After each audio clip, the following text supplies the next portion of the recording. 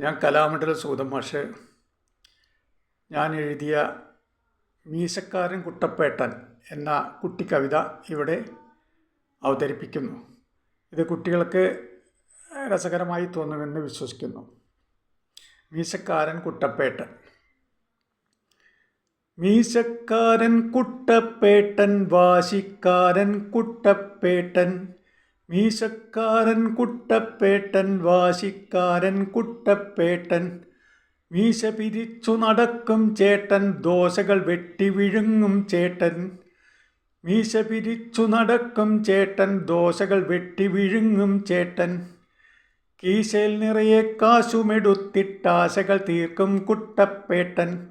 കശപിശ തീർക്കും കുട്ടപ്പേട്ടൻ, കാശില്ലെങ്കിൽ ശുണ്ഠിക്കാരൻ. കാശിയിൽ ഒരു നാൾ ചുറ്റാനായിട്ടാശയോടങ്ങിനെ യാത്രയുമായി.